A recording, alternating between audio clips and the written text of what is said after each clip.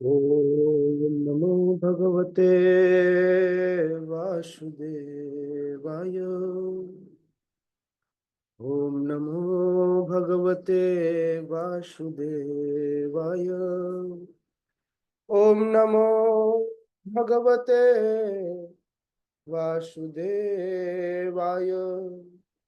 नारायणं नमस्कृत्य नरं चैव नरोत्तमं देवीं सरस्वतीं व्यासं ततो जयमुदीरयेत्। नष्टप्रायेषु अभद्रेषु नित्यं भागवत सेवया भगवती उत्तम श्लोके भक्तिर्भवति नैष्ठिकी। कृष्णाय वासुदेवाय देवकी नंदनाय च नन्दगोपकुमाराय गोविन्दाय नमो नमः।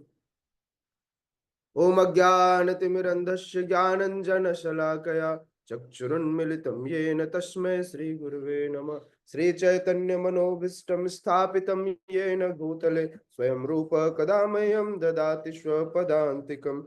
वन्देऽहं श्रीगुरुः श्रीयुतपदकमलं श्रीगुरुन् वैष्णवांश्च श्रीरूपं साग्रजातं सहगण रघुनाथान्वितं तं सजीवं साद्वैतं सावधूतं परिजनसहितं कृष्ण चैतन्य देवं श्री राधा कृष्ण पादान् सहगण ललिता श्री विशाखान्वितांश्च नमो विष्णुपादाय कृष्ण पृष्ठाय भूतले श्रीमते भक्ति वेदांत स्वामी निति नामिने। नमस्ते सारस्वती देवे गौरवाणी प्रचारिणे निर्विशेष शून्यवादि पाश्चात्य देश तारिणे। हे कृष्ण करुणा सिंधु दीन बंधु जगतपते गोपेश गोपिका कांत राधा कांत नमोस्तुते। तप्त कांचन गौरांगी राधे वृंदावनेश्वरी वृषभानुसुते देवी प्रणमामि हरिप्रिये। वाञ्छाकल्पतरुभ्यश्च कृपा सिन्धुभ्य एव च पतितानां पावनेभ्यो वैष्णवेभ्यो नमो नमः। जय श्री कृष्ण चैतन्य प्रभु नित्यानंद श्री अद्वैत गदाधर श्रीवासादि गौर भक्त वृंद। हरे कृष्णा कृष्णा कृष्णा हरे हरे हरे राम राम राम हरे हरे। हरे कृष्णा। स्वागत है आप सभी का श्रीमद् भगवद गीता के सत्र में। आप श्रवण कर रहे हैं श्रीमद् भगवद गीता यथारूप। कल आप लोगों को दो श्लोक याद करने के लिए मैंने कहा था, आप लोगों ने याद किया? 10 11 किसी ने याद किया? मयाध्यक्षेण प्रकृति श्रूयते सचराचरम हेतुनानेन कौन्तेय जगद्वि परिवर्तते। एंड अवजानान्ति मां मूढ़ा मानुषी तनुमाश्रितम परम भावम अजानन्तो मम भूत महेश्वरम। यस, कौन सुनाएगा?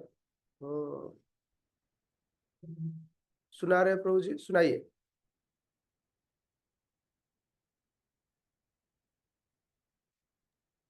हरे कृष्ण बाबू जी, दंडवत प्रणाम। धन्यवाद। मयाध्यक्षेण प्रकृति सूयते सचराचरम्। बोल गया प्रभु जी, दूसरा नहीं। हेतुनानेन कौन्तेय। मया मयाध्यक्षेण प्रकृति सूयते सचराचरम्। हेतुनानेन कौन्तेय जगद्विपरिवर्तते। हरि बोल। अ, 11। श्लोक क्रमांक 11 शुरू क्या था प्रभु जी? अवजानान्ति मां मूढ़ा अवजानन्ति मां मूढ़ा मानुषीं तनुमाश्रितः परम भावम अजानन्तो मम भूत महेश्वरम। मम भूत हरे कृष्ण। महेश्वरम। यस। और कोई भूत है जो इन महेश्वर को जानता है? यस, प्रीति में या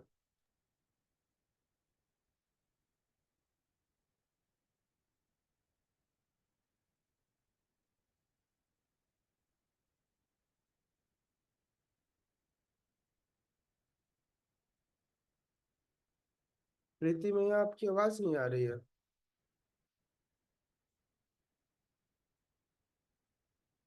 ओके, प्रीति माता जी के अलावा कोई और?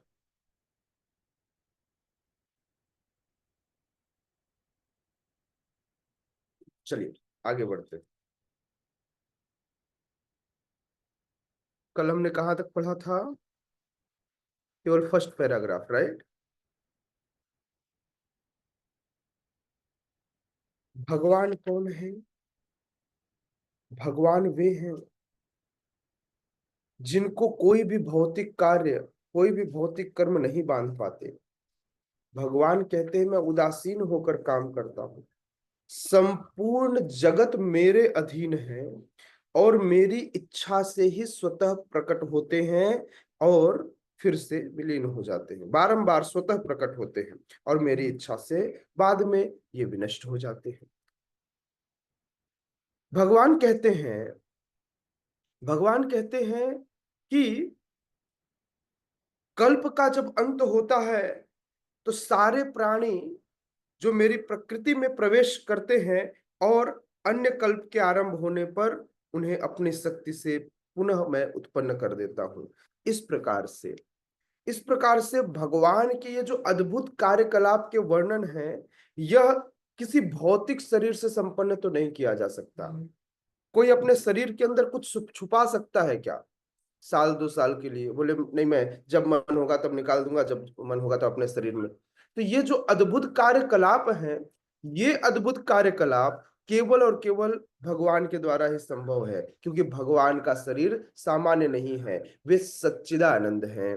वे सच्चिदानंद हैं, किंतु मूर्ख लोग उनका उपहास करते हैं। उन्हें उनका शरीर मानुषिम कहा गया है क्योंकि वे मनुष्य के रूप में आते हैं, लीला करने मनुष्य के रूप में आते हैं। जब एक बार भगवान ने प्रयास किया था कि लोगों के बीच में थोड़ा सा विशेष रूप में जाया जाए, तो भगवान नरसिंह बन गए। जैसे भगवान नरसिंह बने तो देवतागण बोले भाई ये तो हमारे भगवान नहीं है, कोई भी उनके पास नहीं गया। तो सबको लगा ब्रह्मा जी जाएंगे। ब्रह्मा जी बोले भाई इतना खतरनाक रूप मैंने भी नहीं देखा। अब सोचिए अगर भगवान ऐसे रूप में अवतार लेने लगे मनुष्यों के बीच में, तो भगवान की पूजा करने के बजाय लोग दूर भाग जाएंगे। तो इसलिए भगवान सामान्य रूप में आते हैं, मनुष्य रूप में। अब लोग इसमें भी गड़बड़ है, लोगों को लगता है ये मनुष्य हो गए। तो भगवान, अच्छा, भगवान की फर्स्ट कॉपी ही इंसान है। समझ में आ रहा है?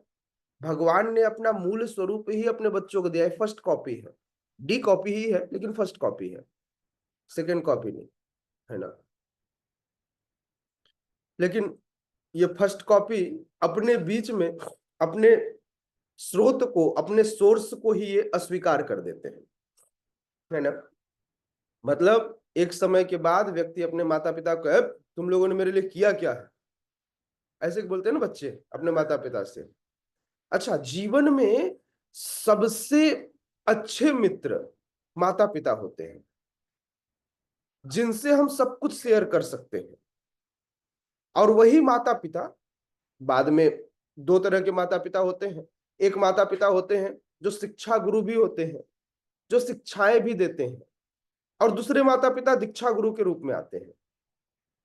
कई बार आजकल के बच्चों को ऐसा लगता है कि हम सब कुछ जानते हैं, हमको इनसे पूछने क्या हो सकता है, हम पढ़े लिखे लोग हैं, हम बेवकूफ थोड़ी हैं। तो याद रखिएगा, ये माया इतनी प्रभावशाली है कि माया लोगों के रूप में आती है और सबसे पहले जो आपकी ताकत होगी ना, आपकी ताकत को आपसे दूर कर देती है। जो आपको सही शिक्षा देने वाले होते हैं उनको दूर कर देते हैं, है ना? तो व्यक्ति अपने आप को बड़ा दिखाने के चक्कर में अपने ही सोर्स, अपने ही मूल सोर्स से, जहां से उसे दिव्य ज्ञान प्राप्त हो सकता है, उससे दूर हो जाता है ना? तो इसी प्रकार से मनुष्य भी क्या किया, मनुष्य भी अपने आप जब फर्स्ट कॉपी बना तो उसे लगता है मैं अब ज्यादा बुद्धिमान हो गया हूं, तो वह भी भगवान से दूर हो जाता है ना? मानुषिम तनुमाश्रितम, क्योंकि भगवान ने मनुष्य स्वरूप धारण किया।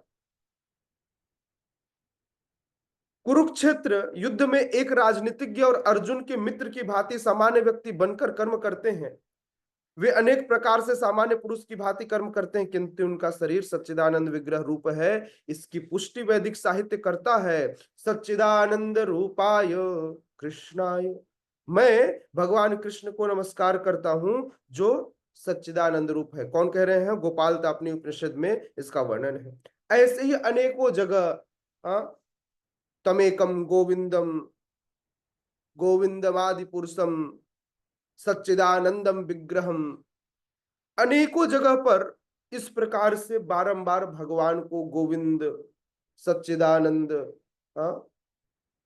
आदि पुरुष कहकर वर्णन किया गया। भगवान कृष्ण के सच्चिदानंद होने पर भी कई सारे तथाकथित विद्वान जो भगवत गीता पर टिप्पणी करते हैं, भगवत गीता पर लेख लिखते हैं, जो कृष्ण को सामान्य पुरुष कहकर संबोधित करते हैं और उनका खूब बोलबाला होता है, किंतु इस संसार में केवल वे अपने पूर्व कर्मों के कारण इस जन्म में आकर एक विद्वान के रूप में जन्म लेते हैं, फिर भी भगवान को भूल जाने के कारण उनका जीवन केवल और केवल व्यर्थ होता है। उन्होंने अपनी तार्किक बुद्धि से भगवान को समझने का प्रयास किया। तो ऐसे मूर्ख लोग इसलिए ऐसा समझते हैं क्योंकि उनको लगता है कि मैं अब विद्वान हूं, मुझसे बड़ा कोई नहीं हो सकता, सबसे ज्यादा मैं ही समझता हूं, और भगवान को सामान्य व्यक्ति कहकर संबोधित करते हैं, क्योंकि वे भगवान के गुह्य शक्तियों को, विभिन्न शक्तियों को नहीं समझ सकते। वे नहीं जानते कि कृष्ण पूर्ण ज्ञान के प्रतीक हैं, वे पूर्ण आनंद कंद हैं। वे ही एकमात्र मुकुंद हैं जो मुक्ति के प्रदाता हैं। लेकिन उनके गुणों को न जानने के कारण वे लोग उपहास करते हैं। यह उपहास उन्हें उनके स्तर से पूर्व जन्मों के कारण, पूर्व जन्मों के पूर्व पुण्य कर्मों के कारण उन्हें आज एक विद्वान के रूप में जन्म तो मिल गया, लेकिन अब वे अपनी स्थिति से नीचे गिर जाते हैं।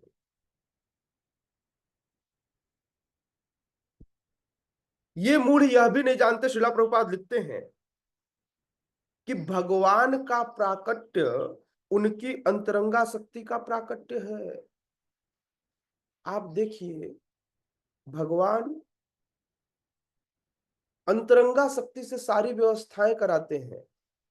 आपने देखा होगा ना, जब कोई यात्रा पे जाता है तो एक टीम भेजी जाती है पहले, जिसको बोलते हैं प्री मैनेजमेंट टीम, जो वहां जाकर के पहले मैनेजमेंट करती है। सिमिलरली अंतरंगा शक्ति क्या करती है? अंतरंगा शक्ति भी भगवान के आने के पूर्व सारा मैनेजमेंट करती है। आप देखिए, सबसे पहले अंतरंगा शक्ति ने महामाया के रूप में आकर पहले भूमिका निभाई,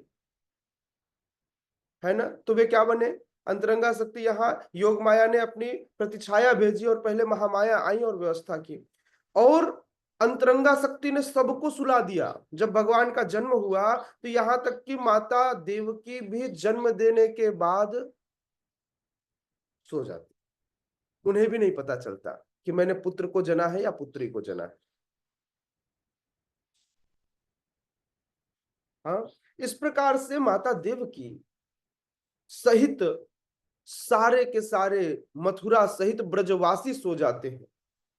देवता गण आते, मतलब जो सामान्य रूप से भी आए होते हैं, जो मनुष्य के तनु में होते हैं, मनुष्य के शरीर में होते हैं, वे सारे लोगों को योग माया। तो ये योग माया का भगवान की अंतरंगा शक्ति का यह मैनेजमेंट था, जिस मैनेजमेंट से उन्होंने क्या किया, उन्होंने सब कुछ अपने कंट्रोल में ले लिया। भगवान जिन्हें मायापति कहा जाता है, सुना है ना, भगवान का एक नाम है मायापति। भगवान मायापति, भगवान माया के भी स्वामी।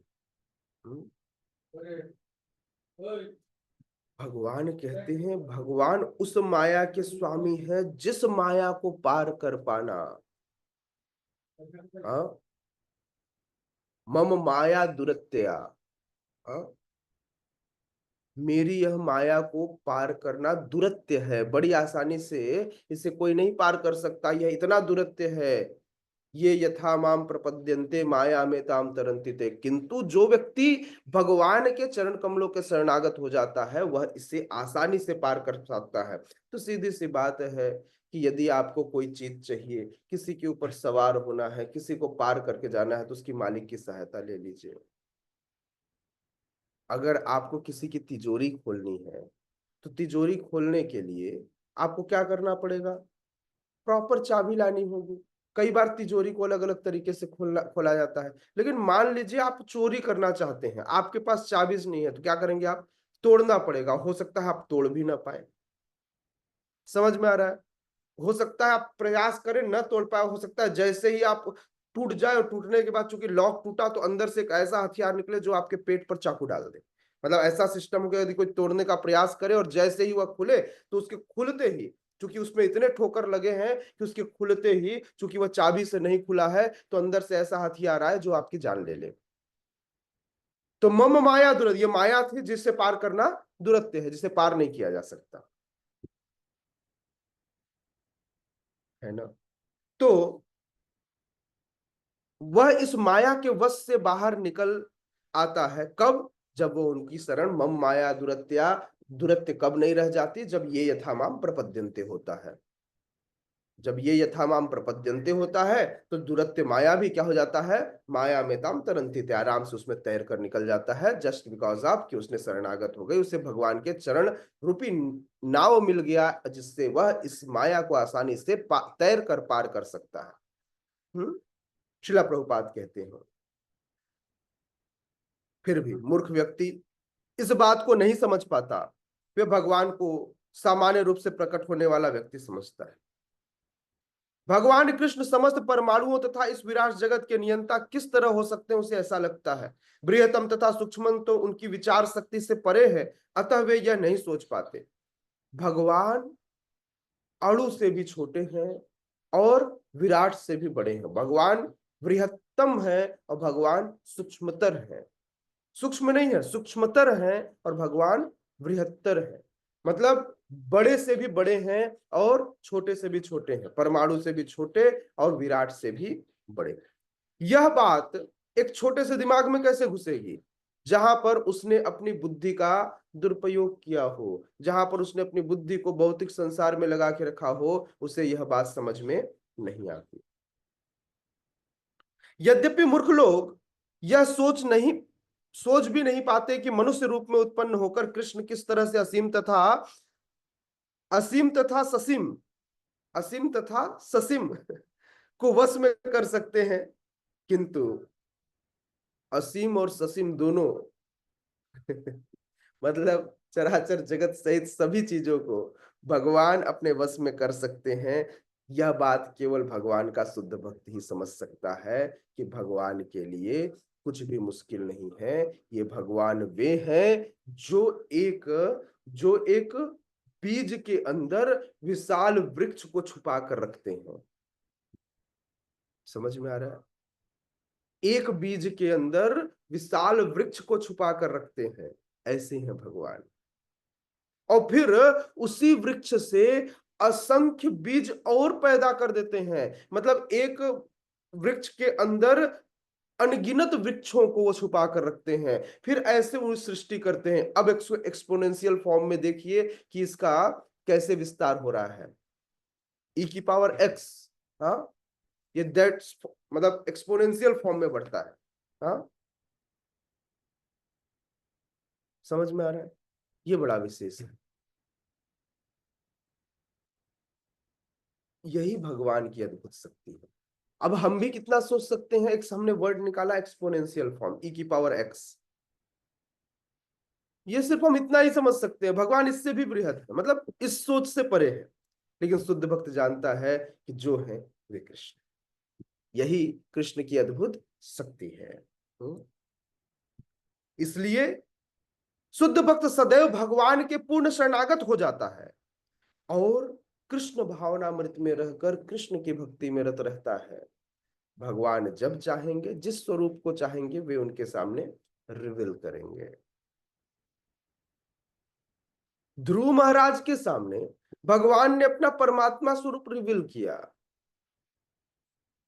वह चतुर्भुज स्वरूप, नारायण स्वरूप में ध्रुव महाराज के सामने आए, एक स्वरूप रिवील किया। उतने में ही ध्रुव महाराज ने, सोचिए, जितनी आसक्ति थी, जितना जिस तरह का साम्राज्य पाना चाहते थे, इन सब से बाहर निकल गए। केवल इतना सोच। केवल भगवान का नारायण स्वरूप देखकर। अगर कृष्ण का सर्वाकर्षक स्वरूप और देखते तो जीवन में वे सब कुछ पा लेते। तो जीवन में कुछ और पाने के लिए शेष नहीं रहता। जब नारायण स्वरूप में ही उनके पास पाने के लिए कुछ और न बचा, तो कृष्ण स्वरूप तो माधुर्य माधुर्य गुण का खजाना है, जहां पर प्रेम के अतिरिक्त कुछ और नहीं बटता। कृष्ण सर्वाकर्षक स्वरूप माधुर्य गुण के खान है ना। इसलिए हम सब अपने आप को क्या समझते हैं? गोपीर भरतुर पाद कमलियो दास दासानुदास।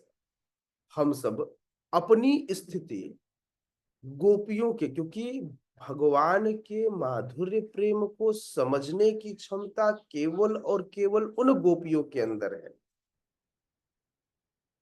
जिस प्रेम को ब्राह्मण न समझ, याज्ञिक ब्राह्मण न समझ सके, लेकिन ब्राह्मण पत्नियों ने बड़े आसानी से समझ लिया और तुरंत उस कृष्ण प्रेम को प्राप्त किया। लेकिन यह मूवमेंट, जिसे कृष्णा कॉन्शियस मूवमेंट कहा जाता है, इसमें चैतन्य महाप्रभु की एक ऐसी कृपा है कि चैतन्य महाप्रभु ने अपनी कृपा से समस्त जीवों को कृष्ण भावनामृत का अनुशीलन करने के योग्य बना दिया। उन्होंने ऐसे महामंत्र को लोगों के सामने लाकर रखा जो जीव के अंदर कृष्ण प्रेम को पैदा कर देती है, और समय के साथ जैसे जैसे व्यक्ति का चेतोदर्पण मार्जनम होता है, वैसे वैसे वह उस कृष्ण प्रेम की पराकाष्ठा की ओर आगे बढ़ने लगता है। हम सब कहीं ना कहीं अपने आप को भूल जाते, अपने स्वरूप को भूल जाते। जीवेर स्वरूप है नित्य कृष्णदास, इस स्वरूप को भूल करके हम बेवकूफियत में लग जाते।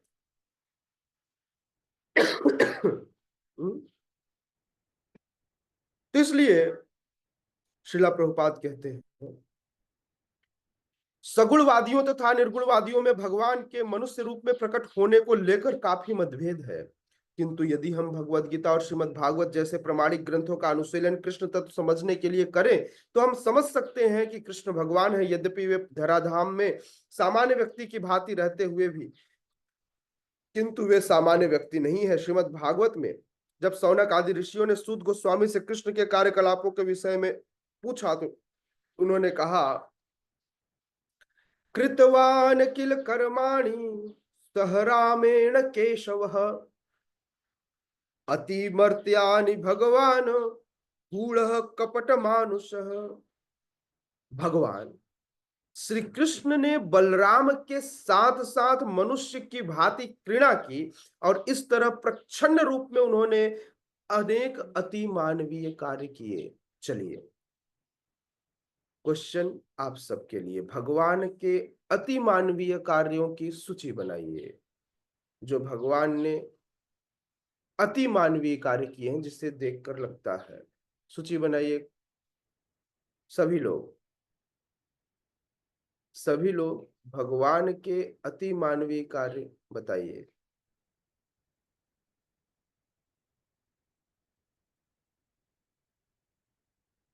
अति मानवीय कार्य जो मनुष्य जैसा नहीं लगता, ऐसा कार्य जिसे देखकर नहीं लगता कि ये मनुष्य जैसा है। एक कार्य बताता हूं।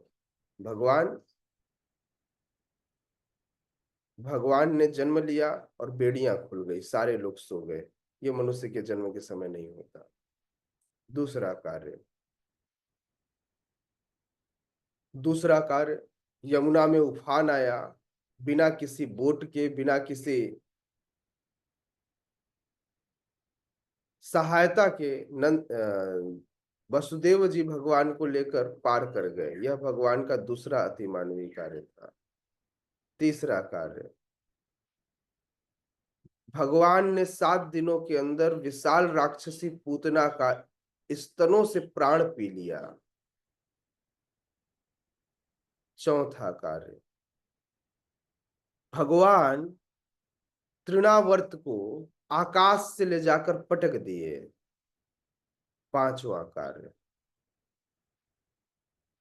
कई मन, कई किलोग्राम धन धान्य से अर्थात अन्न से भरे हुए सकट को भगवान ने अपने अंगूठे के स्पर्श से कई हजार मील ऊपर आसमान से नीचे पटक दिया। अति मानवीय कार्य। इस प्रकार से भगवान श्री कृष्ण के द्वारा किया गया एक भी कार्य मुझे तो मानवीय नहीं दिखता। हाँ, चीर हरण के अलावा चीर चुराना, लेकिन चीर चुराना तो अलग बात है, लेकिन लोगों को अपना बनाना यह अति मानवीय कार्य था। मक्खन चुराना, लेकिन चोरी कराने के लिए उस मक्खन को गोपियों से बनवाना यह अति मानवीय कार्य था।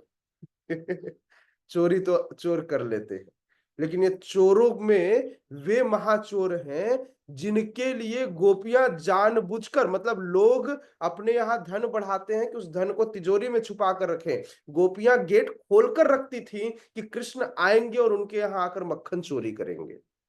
यह अति मानवीय कार्य था। चलिए भाई आगे बताइए। बोले प्रभु जी सारा जो हमारा वाला पार्ट था वो तो आप बोल दिए, अब हम क्या बोले? ऐसा हुआ क्या? हाँ, हरे कृष्ण प्रभु जी धन्यवाद। प्रभु जी अघासुर का वध, सप्तासुर का वध, द्वारिका निर्माण। पत्थर को स्त्री बना देना। कब बनाया था भगवान ने पत्थर को स्त्री? अहिल्या माता जी को। यस, पत्थर से स्त्री बन गई। 3 पग में संपूर्ण ब्रह्मांडों को नाप लेना। वामन अवतार। वामन अवतार। एक निर्जीव से जन्म लेना नरसिंह भगवान। यस, निर्जीव से, खंबे से जन्म लेना यह अति मानवीय कार्य है। मानव किसी निर्जीव से जीव को उत्पन्न नहीं कर सकता। ब्रह्मा जी की छींक से उनका वराह अवतार लेना। हमारे छींक से भी खूब सारे कीटाणु जन्म लेते हैं।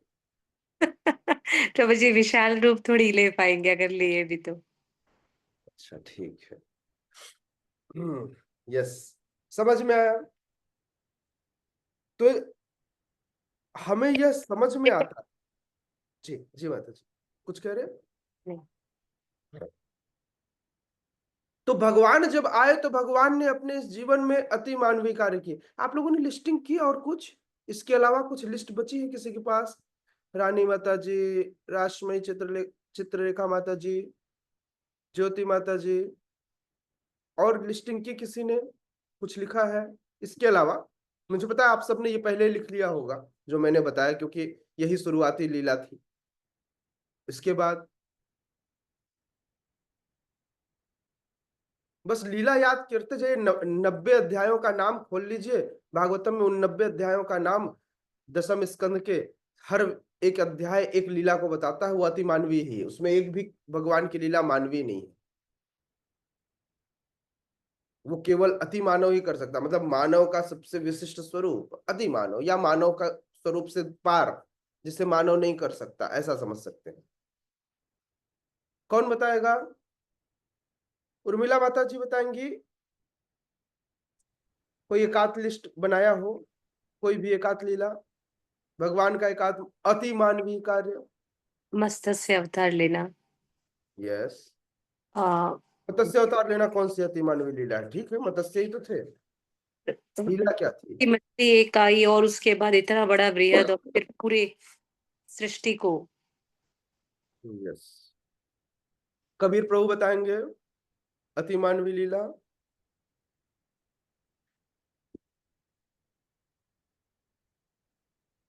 नहीं बताएंगे। आशिता मैया। भगवान का दावाग्नि की को जाने। रासलीला है प्रभु जी। रास 10,000 रासलीला में अति मानवीय क्या था? 10,000 गोपियों के साथ अकेला नृत्य किए थे। ओके, 10,000 नहीं, गोपियों की संख्या लाखों में थी, है ना। ये 10,000 गोपियां, सिर्फ 10,000 थोड़ी थी। इतनी गोपियां थी जिनकी संख्या गिनी नहीं जा सकती थी। और इन गोपियों के अलावा पूरे ब्रह्मांड से समस्त देवी देवता भी आए, सारे देवता नहीं आए, समस्त देवियां भी आई, जिसमें माता सरस्वती सहित माता पार्वती को भी प्रवेश मिला, है ना। तो ये सारी भी आई और इन्होंने रासलीला में भाग लिया। यस, नाउ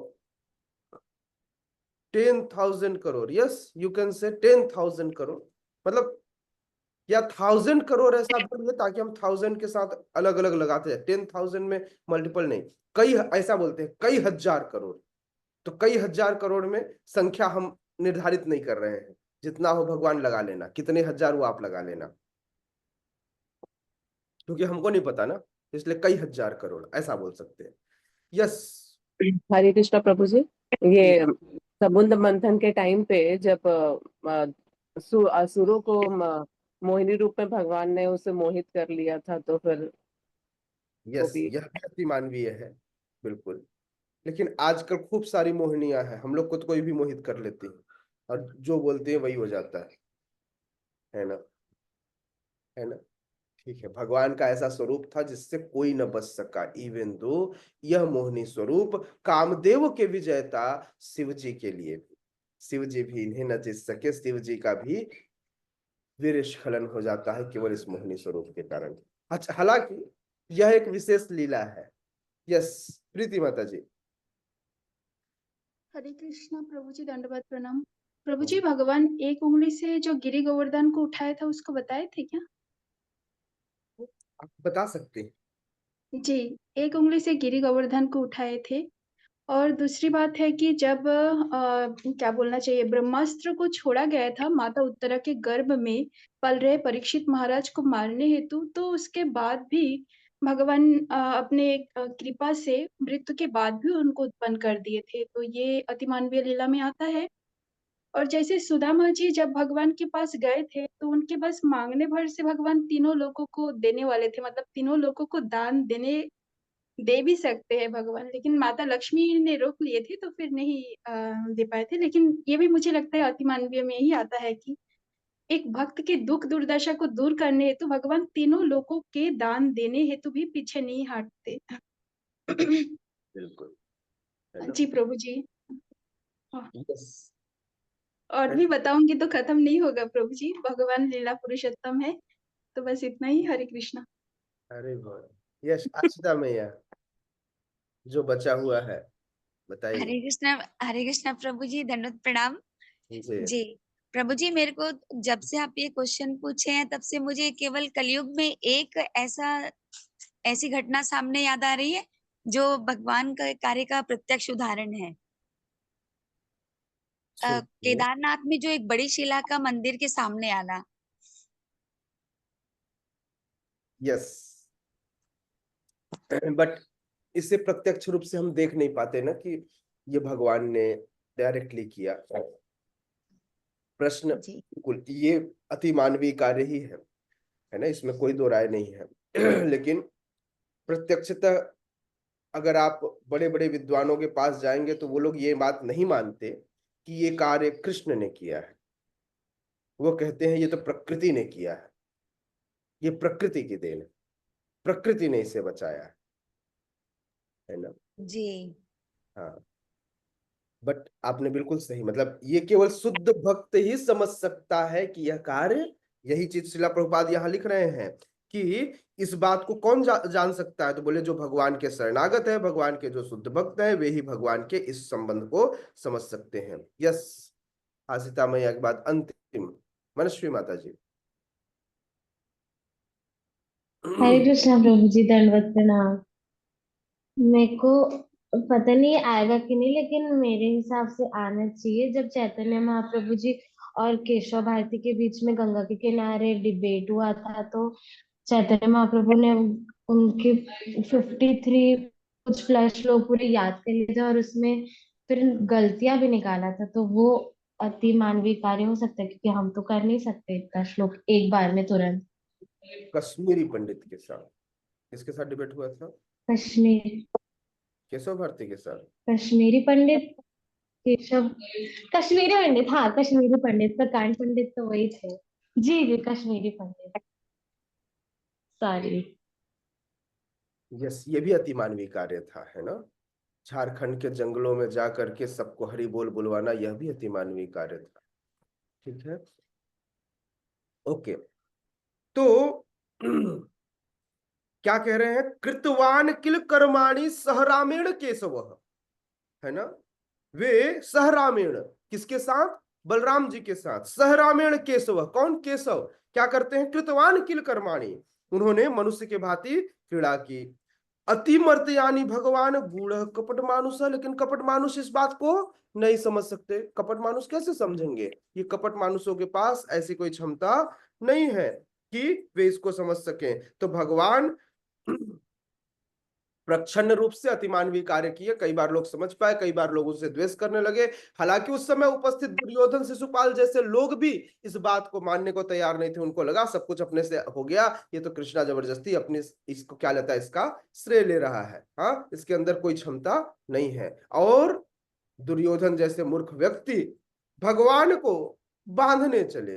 भगवान ने बोला, आओ दुर्योधन, बांधो, ले बांध ले मुझे तू, हाँ आज तू भी अपनी इच्छा पूरी कर ले। लेकिन दुर्योधन ने अपने उस प्रयास में अपनी दुर्गति को पाया।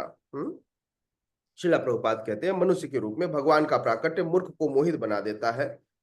मोहित मतलब पागल। कोई भी मनुष्य उन अलौकिक कार्यों को संपन्न नहीं कर सकता जिन्हें उन्होंने इस धरा पर करके दिखाया था। जितने भी चीज हमने अभी बातें की, इनमें से सोचिए कौन कौन से काम आप करेंगे। एक काम बस कर लीजिएगा, गोवर्धन को अपने सिर पे धारण कर लीजिएगा। भगवान ने उंगली में किया था। हाँ? जब कृष्ण अपने माता पिता वसुदेव तथा देवकी के समक्ष प्रकट हुए थे, 4 भुजाओं से युक्त थे, किंतु माता पिता की प्रार्थना पर उन्होंने एक सामान्य शिशु का रूप धारण कर लिया। बभुवः प्राकृत शिशु, 10:3:46 में इसका वर्णन है। वे एक सामान्य शिशु, एक सामान्य मानव बन गए। हाँ, तो कभी कभी आप लोग भी अपना दोनों हाथ निकाल लिया कीजिए, 2 और चतुर्भुज बन जाया कीजिए। आप लोग भूल जाते हैं कि आप लोग नारायण। हम लोग पौंड्रिक है प्रभु जी। हाँ, नकली वाले लगाएंगे पौंड्रिक। हाँ, और उसमें दोनों में, एक में सुदर्शन और एक में गदा रख लीजिएगा और उसको परमानेंट बना लीजिए। हाँ, प्लास्टिक सर्जरी से नहीं। जय पौंड्रिक। तो व्यक्ति चाहकर भी अपने 2 से 4 और 4 से 2 नहीं कर सकता, है ना।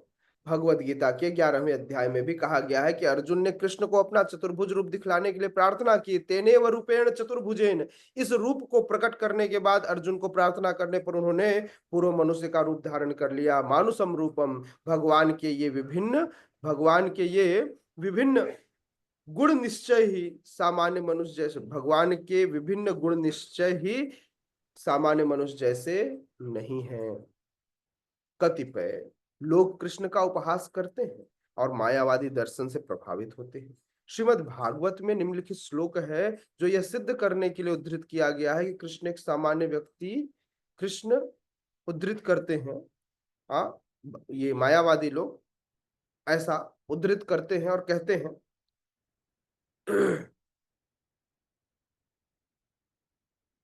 अहम सर्वेषु भूतेषु भूतात्मा वस्थितः सदा, परमेश्वर समस्त जीवों में विद्यमान है ना। तो अगर आप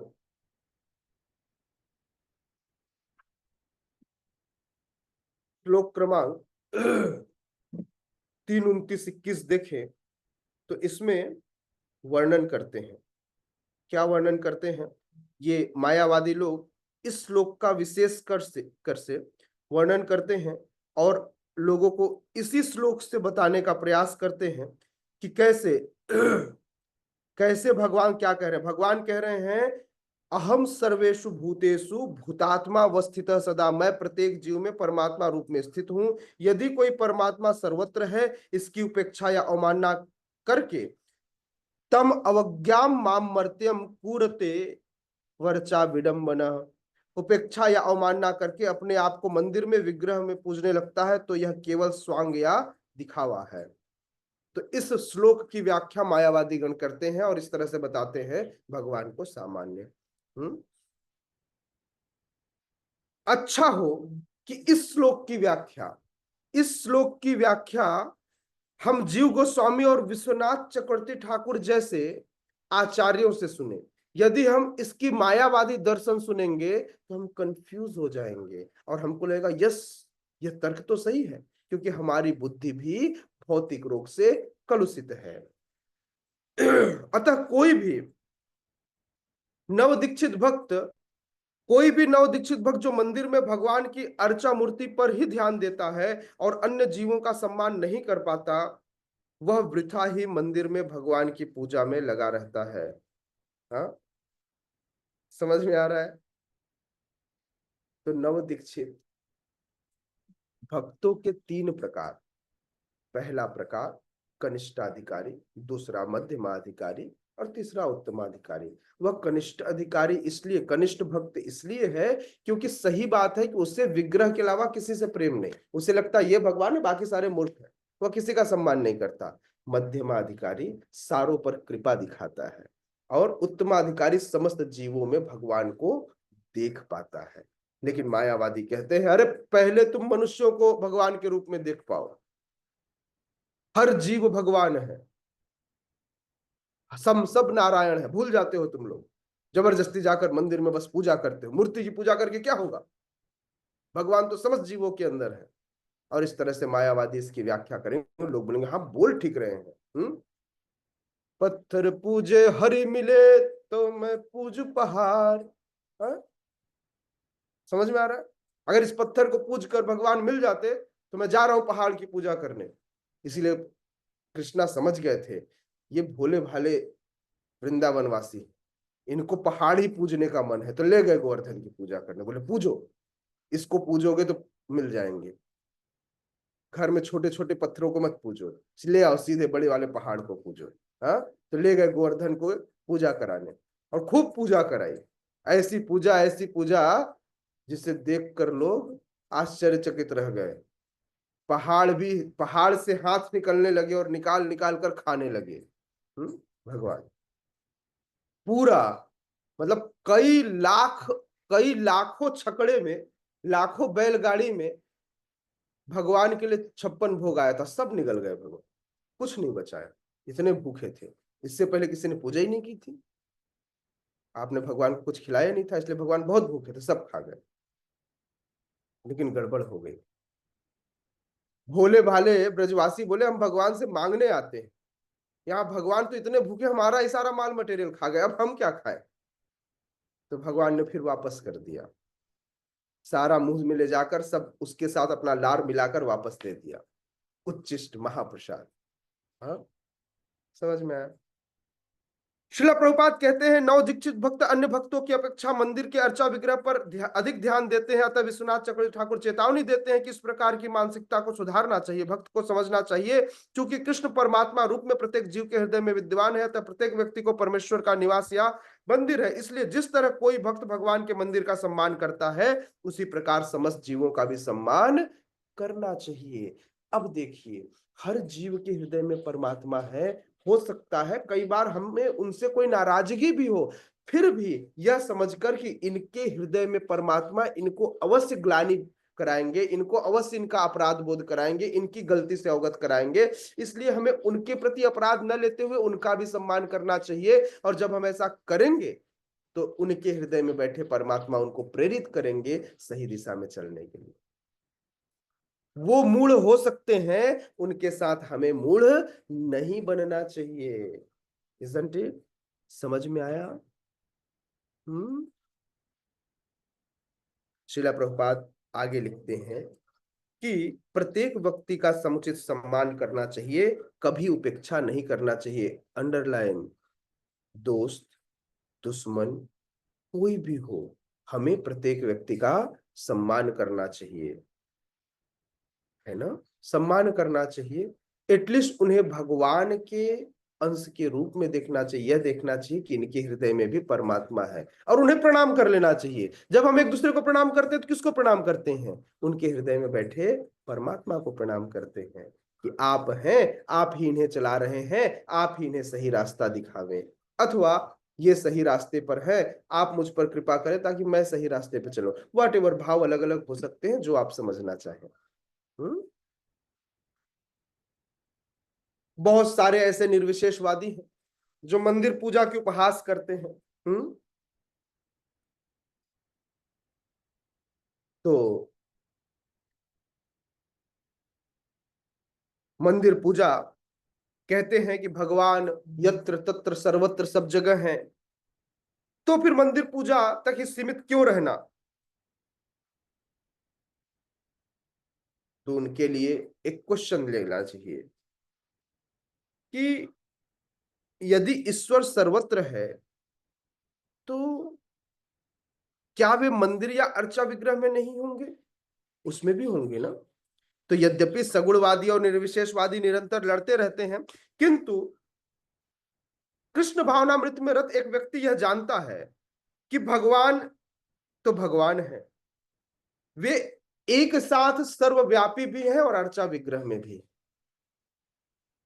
वे अणु में भी है किंतु वे विभु हैं, वे सर्वत्र हैं।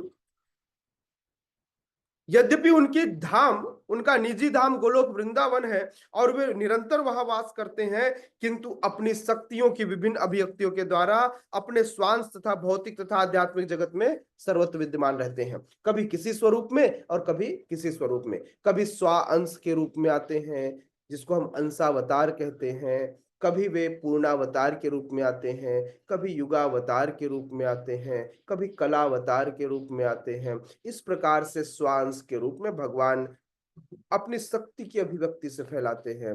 भगवान अपने आप का विस्तार कर सकते हैं, जैसे माता जी ने कहा भगवान ने अपना विस्तार किया, द्वारिका नगरी बसाई, द्वारिका नगरी में भगवान अपने आप को विस्तार करके रहने लगे।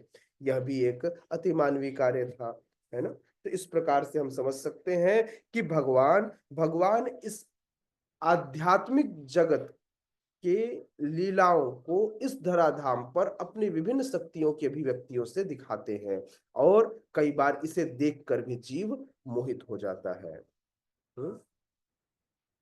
यस रवि प्रभु, क्वेश्चन, कुछ कमेंट्स था। प्रभु जी, आपने जो प्रसंग बताया कि हाँ जो भक्त हैं तो वो तो ठीक है, हम लोग मंदिर जाते हैं, अर्चा विग्रह को देखते हैं, भक्तों को भी सम्मान देते हैं, लेकिन कई बार क्या है कि वो पुराना पैटर्न वाला जो मन है वो फिर से जागृत हो जाता है, दोस्तों को देखना और बैक हैंड में चलता रहता है। और दूसरा ये प्रभु जी कि जैसे हमारे फैमिली में बहुत सारे डिवोटीज नहीं है, मैं ही सिंगल डिवोटीज हूँ, तो उनको आपने जो बोला कि उसमें कृष्ण के अंश के रूप में उसको देखना, उनको प्रणाम करना, लेकिन कई बार क्या है उनके जो भाव होते हैं, उनके जो व्यवहार होते हैं इसके प्रति काफी रूड रहता है, बट अंदर से मन वो बोलते हैं ना कि हाँ एकदम जिलस उत्पन्न वाला भाव जो आता है वो अंदर से वो चलता ही रहता है। सोचिए, आपका बॉस आपको डांटता है तो आप क्या करते हैं? जी बॉस, जी गुरु जी, जी आप ठीक कह रहे हैं। हम उनकी डांट सुन लेते हैं, उनका उपहास झेल लेते हैं, उनका इग्नोरेंस झेल लेते हैं, परिवार का भी झेल लीजिए, उनसे तो अच्छे ही हैं। वो हमारे लिए बहुत बुरा नहीं चाहते, बस उनको ये पता नहीं है कि अच्छा क्या है। आप सिर्फ इतना ही सोचकर सोचिए कि हम लोगों को बाहर में जाकर के प्रचार के लिए लोगों को सह लेते हैं, ये मेरे परिवार वाले हैं इसलिए मुझे ज्यादा गुस्सा आता है, ये मुझे क्यों नहीं समझते।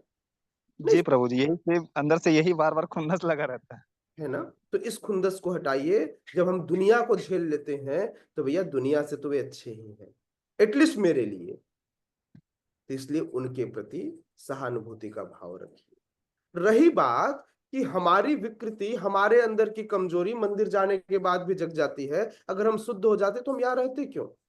हम उसी शुद्धता की प्रोसेस में ही तो आगे बढ़ रहे हैं। कृष्ण भावनामृत आंदोलन में आप जैसे जैसे भगवान का नाम लेंगे, जैसे जैसे आप भक्ति में आगे बढ़ेंगे, वैसे वैसे समय के साथ हमारे हृदय की शुद्धता बढ़ती जाएगी। यह कृष्ण के प्रति आसक्ति, आपकी भौतिक आसक्ति को समय के साथ कम करने लगेगी। और जिस प्रकार से यह भौतिक आसक्ति कम होती जाएगी, उसी तरह से आपका कृष्ण में रुचि, कृष्ण के नाम में रुचि, कृष्ण के धाम में रुचि, कृष्ण के प्रसाद में रुचि बढ़ती जाएगी, और फिर भक्तों से प्रेम भी बढ़ता जाएगा। लेकिन पहले कृष्ण में रुचि आएगी, तब भक्तों में रुचि आएगी। भक्तों से इतनी आसानी से रुचि नहीं आती, किंतु कई बार भगवान के किसी विशेष भक्त में हमको रुचि आ जाती है उनके आचरण के कारण, तो वह रुचि साधु संग से हमें सर्व सफलता प्राप्त होती है। साधु संग सर्वशास्त्र कहे, लव मात्र साधु संग सर्व सिद्धि है। तो कई बार साधुओं में भी आसक्ति होने के कारण भगवान की प्राप्ति होती है। हरे कृष्ण प्रभु जी। यस उर्मिला मैया। प्रभु जी, मैं हरे मंत्र के अलावा, महामंत्र के अलावा नरसिंह मंत्र और शिव मंत्र और अपने पहले मैं कुल गुरु से दीक्षा ली थी, उनका भी मंत्र पढ़ती हूँ। गुरु जी, अपराध है? नहीं, अपराध नहीं, इसमें कोई अपराध नहीं है। इस तथ्य को नाम अपराध में दूसरा अपराध कहा गया। ब्रह्मा शिव आदि देवों के नाम को भगवान विष्णु के नाम के तुल्य या उससे स्वतंत्र मानना, यह एक अपराध है। किंतु यदि आप शिव जी का नाम ले रही हैं और शिव जी से प्रार्थना कर रही हैं, हे शिव जी आप परम वैष्णव हैं, आप कृपा कीजिए कि मैं हरि के शरणागत हो सकूं, आप बहुत बोलती हूँ। अगर आप इस भाव से शिव जी के पास जा रही हैं, शिव जी के नाम जप कर रही हैं, कोई अपराध नहीं है। अगर कोई आप गुरु का नाम जप रही हैं, बस ध्यान रखिएगा कि गुरु अथोराइज्ड हो। अगर गुरु अथोराइज नहीं है, फिर भी आप उनसे कृपा की याचना कर रही हैं, तो उनके हृदय में भी परमात्मा है। निश्चित रूप से एक समय के बाद वे जो गुरु तत्व है, जो गुरु तत्व है, वो आपको सही रास्ता दिखाएगा। हम इसको डायरेक्टली डिनाय तो नहीं करते कि आप, क्योंकि पूर्व में आप दीक्षित हैं, हम पूर्ण रूप से हम नहीं जानते, हमारी इतनी योग्यता नहीं है कि हम ये समझ सकें कि कौन अथोराइज्ड है कौन अथोराइज्ड नहीं है। अगर हम इस बात को नहीं समझते, फिर भी हम चूंकि हरे कृष्ण महामंत्र को हमने एक्सेप्ट किया है, तो एक समय के बाद जब हृदय की शुद्धता होगी, तो अपने आप आपको इस बात का समझ मिलेगा कि आप जो कर रही हैं वो सही है या नहीं। ये आपके हृदय में, क्योंकि आपके हृदय में भी परमात्मा है, वे परमात्मा आपको सही रास्ता प्रशस्त करेंगे, आपको सही रास्ता दिखाएंगे, है ना। तो इसलिए इसमें अभी जो आप कर रहे हैं, इसमें कोई भी गलत नहीं है। नरसिंह मंत्र ये भगवान का स्वरूप है, वो हर व्यक्ति जप सकता है, आप ही नहीं, हर व्यक्ति जितने भी हैं। हम शिव मंत्र का भी जप कर सकते हैं, लेकिन मान लीजिए आप एक कंपनी से 2 करोड़ रुपए कमा रहे हैं, आपकी आवश्यकता केवल करोड़ रुपए की है, फिर भी आप 2 करोड़ रुपए कमा रहे हैं, तो और चिल्लर में 10-10 रुपए कमाने की आवश्यकता क्या है? इसलिए हम बाकी मंत्रों का जाप नहीं कर सकते। बाकी किसी के पास समय हो, खूब सारा समय हो, तो दिन भर करे, तो दिन भर वो करने से अच्छा दिन भर हरि नाम करे। लेकिन फिर भी इसमें कुछ अपराध नहीं है। जैसा आपने कहा प्रभु जी ये अपराध है क्या? नहीं, यह डायरेक्ट अपराध नहीं है। अगर आप इस भाव से कर रही हैं कि शिव जी वैष्णव है, वो आपको, जैसे हम गुरु महाराज को प्रणाम करते हैं, तो बोले हमें केवल भगवान को प्रणाम करना चाहिए, भगवान तो सामने, मैं क्यों गुरु महाराज को प्रणाम करूं? नहीं, वो हमारे माध्यम है। उसी प्रकार से यदि आप मध्यस्थ के रूप में अगर शिव जी की भी पूजा कर रहे हैं, प्रणाम कर रहे हैं, तो इसमें कोई गड़बड़ नहीं है। हाँ, एक समय के बाद हमको यह जानकर शिव जी का कभी अपमान न करते हुए, शिव जी को ससम्मान रखते हुए, उनको प्रणाम करते हुए हमें महामंत्र पर कॉन्सेंट्रेट करना चाहिए। लेकिन यह अपराध नहीं है, जैसा आपने प्रश्न किया। धन्यवाद प्रभु जी। हरे कृष्ण। और कोई प्रश्न?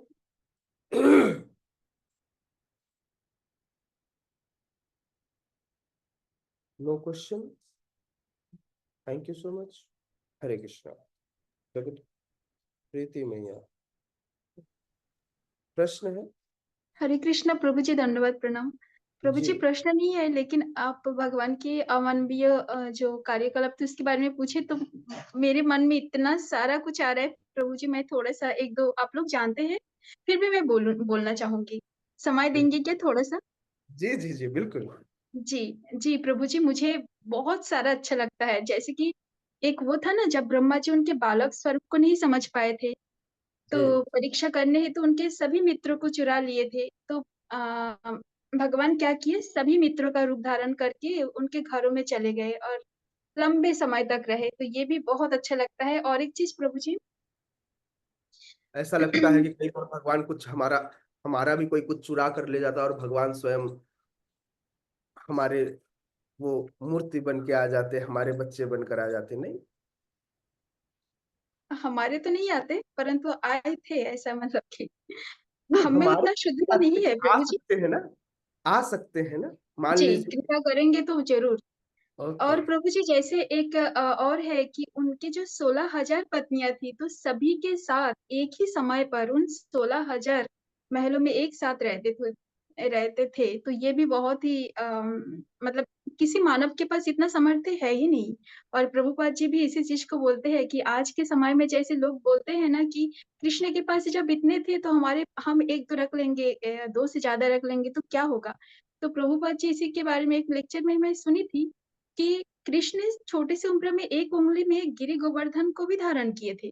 तो क्या आपके पास इतनी सामर्थ्य है कि बस एक छोटे से पत्थर को एक उंगली पे धारण करें?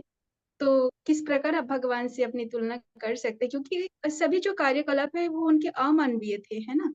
किसी मानव के पास ये सामर्थ्य है ही नहीं। और प्रभु जी इसी तरह से जैसे हम और भी देखते हैं कि उनका क्या बोलना चाहिए था, वो जो उनके गुरु के पुत्रों को चुरा लिए थे ना समुद्र, तो उनके पास कहने भर से मतलब लौटा दिए थे। तो कहीं न कहीं ये भगवान की अमानवीय शक्ति है, जिसका प्रकाश पाते ही उन्होंने ऐसा मतलब भयभीत होकर ऐसा लौटा दिए थे। तो इसी तरह से है प्रभु जी, जितना बोलूँगी मुझे उतना ही बोलने का मन करेगा, क्योंकि भगवान के मतलब भगवान से जुड़ी हुई चीज़ें बहुत ही मधुर होते हैं। तो वही है प्रभु जी, आपने समय दिया उसके लिए मैं आपका धन्यवाद करती हूँ। हरे कृष्णा, दंडवत प्रणाम। हरि बोल। यस, मनस्वी माता जी। हरे कृष्णा प्रभु जी। मेरा एक क्वेश्चन, 2 क्वेश्चन है, वो इंटरलॉक्ड है, पूछूं? हाँ हाँ, इंटरलॉक है, तुम्हें पूछना पड़ेगा। कपड़े तो नहीं है ना प्रभु इंटरलॉक? जी नहीं, प्रभु जी हम लोग जब कीर्तन करते हैं तो बहुत अच्छा लगता है, वही महामंत्र का ही जप करते हैं, लेकिन जब माला करते हैं तो उतना अच्छा नहीं लगता। और ये पहला क्वेश्चन है। और इसी से है कि तो मैं माला जप करते वक्त नाम में रुचि कैसे बढ़ाऊं, ये है। हम्म। भक्तों के संग से, भक्तों के व्यवहार से, भक्तों के आचरण से, जब हम इस तरह से भक्तों का संग करते हैं, शुद्ध भक्तों का संग पाते हैं, डिवोटी एसोसिएशन में रहते हैं, तो माला में रुचि बढ़ने लगती है। जब हम विशेषकर नाम अपराध से बचते हैं तो नाम में रुचि बढ़ती है। नाम में रुचि बढ़ाने का तरीका है 10 अपराधों से बच करके नाम लेने का प्रयास करना। यह पहला चीज है। दूसरा चीज, आपने कहा कि हम कीर्तन करते हैं तो अच्छा लगता है। कीर्तन संकीर्तन होता है। संकीर्तन में लोग साथ में होते हैं, वाद्य यंत्र साथ में होता है। तो हमारे पास कुछ सफिक्स कुछ पफिक्स होते हैं जो कीर्तन के, है ना। तो इसलिए संकीर्तन होता है, जिसके कारण यह मधुर बन जाता है और हमें अच्छा लगने लग जाता है ना। वहीं पर चूंकि जैसे मम्मी मम्मी आपको घिस घिस कर नहलाए, छोटे बच्चों को जब खूब उसको नहलाती है तो बच्चों को लगता है मम्मी छोड़ो, कितना आप घिसते हो, ऐसे थोड़ी करते हैं। लेकिन वही बच्चे को बोलो तुमको बाथ टब में कूदना है, तो बच्चा घंटों भर कूदता रहता है। तो ये संकीर्तन बाथ टब में कूदने के बराबर, उससे मैल साफ नहीं होता, लेकिन मम्मी जब नहलाती है तो मैल उससे फटाफट साफ होता है ना।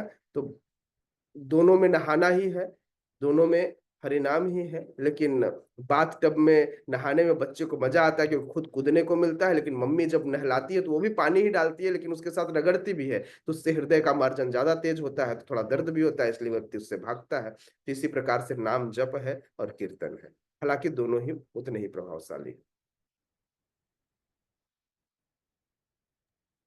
तो प्रभु जी, तो मैं खैरागढ़ में रहती हूँ ना, तो मैं वो घर से यहाँ आती हूँ तो थोड़ा कम मोटिवेटेड फील करती हूँ।